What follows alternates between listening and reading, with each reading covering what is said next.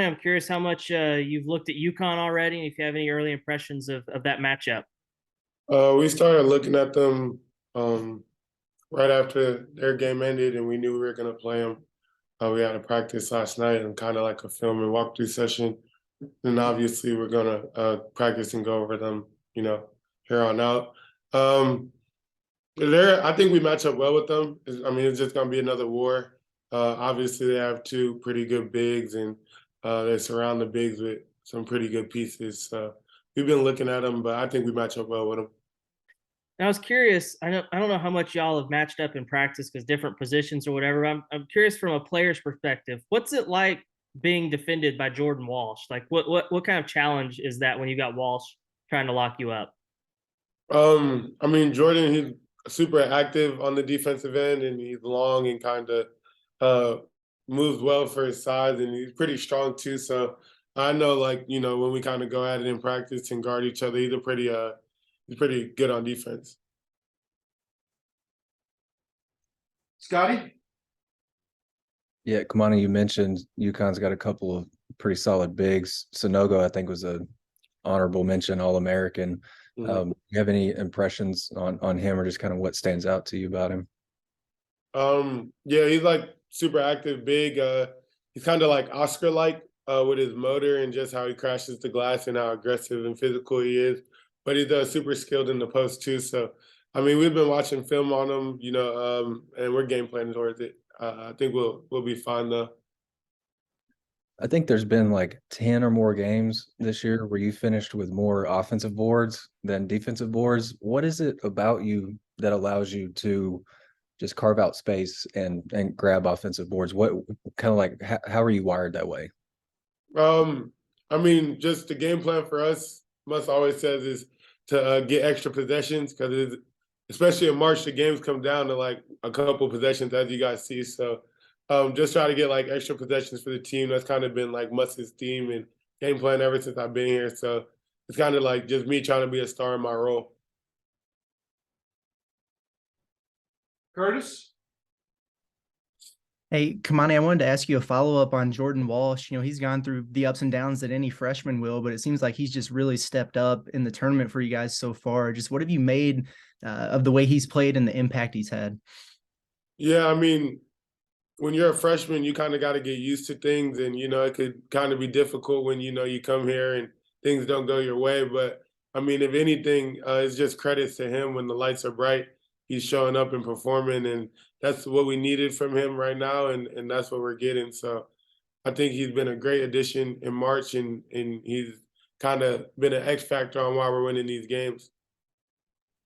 Just curious, how validating has it been for you guys to reach this point, just with the ups and downs, the obstacles that you faced this year? You've kind of wound up where people expected you to be in the beginning. Yeah, I mean, our goal from the start of the season was to win a national championship, and then of course, some injuries and things happened, and it just felt good to get to the Sweet 16. But I mean, now it's kind of like our goal is still the same. So I don't think anybody here is like satisfied. We're going down to Vegas to get us two more, and then try to get to Houston. So that's kind of our game plan, and I think everybody in the locker room has the same mindset. Bob? Hey, Kamani, how you doing? You're making me famous on Twitter. We always go famous, Bob. Don't count. Okay, thank you. Hey, you started the SEC tournament game against Auburn, then you don't play against A&M, but I watch you on the bench. You're always enthusiastic. You're always supporting guys. Then you start the tournament games, and in 31 minutes, I think you got 15 boards, and were really key in those games. I think a lot of guys, they didn't start a game, they wouldn't react real well to it, but it doesn't seem to impact your attitude or how you play. How do you deal with that, going from not playing and then you play really big in two NCAA tournament games? Yeah, I mean, I think you just, I just always been a team player, and I could just do whatever I need to do to help the team win, and that's kind of been my mindset. And I know like I have more experience than anybody here, so I kind of got to be the voice from the bench and help in that way too. So I think you just always got to stay ready for your moment. That's something that I learned by being here and playing under Muss. Is like you know, there might be games where you don't play, but you're just as important as the people on the court. And I think everybody on our team understands that. And you know, just playing for Muss, you just learn that. And then I had a question about Jordan too. I guess you're getting inundated with these questions, but you know, you look, a lot of people have a tendency to look at points, right? Media, fans, whoever, players maybe too. And Jordan scored okay, but you know, I think he's averaging about 7 points or some, and I think he scored 60 in those 2 games. But he just impacts the game in so many different ways and things that don't show up in the box score. And I was talking to AB about this, and he said, you know, maybe his role wasn't what he imagined at the start of the season. I'm guessing I thought he'd score more, whatever. But how have you thought about the way he sort of evolved? And he said he really doesn't care if he scores. He wants to play defense and rebound. You know, I mean, obviously he wants to score too, probably. But what have you thought about the way he's accepted the role and doing all the kind of a lot of the unseen little things to help you guys win? Yeah, I mean, you learn here quick that, you know, everybody really can't score, and you kind of have to find your role and be a star in your role, and that's how you're going to get on the floor and get minutes from us. And I think Jordan just adapted really, really well. I mean, he kind of got down a little bit, but I like the way that he bounced back and kind of just bought in. I think right now Jordan Walsh is just super bought into what Muss is saying and the staff is saying and just how we do things here, and that's why he's having the success that he's having. And nothing can be said after the game was that, you know, he wasn't having a real good game offensively. Nick struggled. You know, Jordan doesn't score a ton, but he said they kind of turned it over to the vets, guys like yourself and Devo and Ricky, you know, older guys who'd played in the NCAA tournament before. I guess Ricky played at Wichita, I think. What'd you think about that? Maybe guys deferring to y'all a little bit who, you know, the young stars and just the way you old guys or the OGs came through.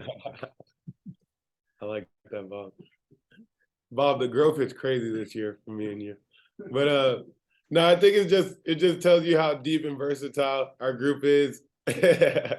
Our group is, and you know, it's glad that, like, you know, the young guys trust us to, you know, handle stuff and they not force it. And as vets and OGs, you know, we trust them right back to, you know, do their thing and rock out there. And it just shows you how deep our team is and how versatile our team is. And that's kind of one of the scariest things about us, because you never know who's going to be on that night and where the attack is going to come from. So I think that just shows you, you know, how versatile and deep our team is.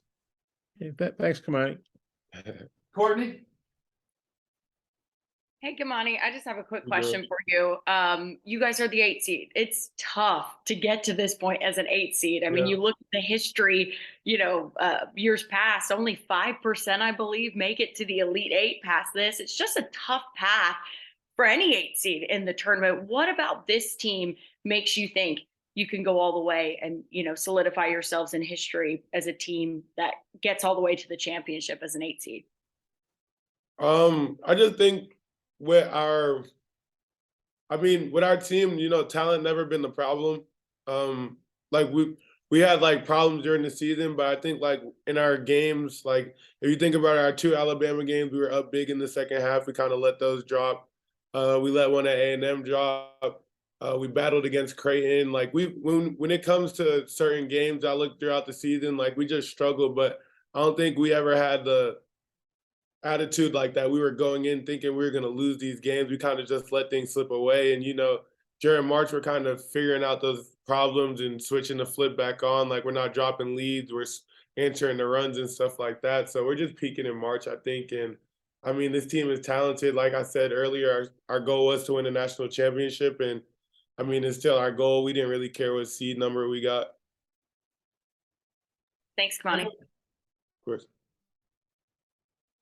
Jacob? Sorry, Jonathan? Hey, Kamani. Coach Muss has now taken 3 different teams to this stage in consecutive years. What is it about Coach Muss this time of year that gets the best out of you guys and out of his team that allows you guys to make these runs in March? I just think it's just the preparation. We're probably, I'm not even going to say probably, we're definitely the most prepared team going into a game.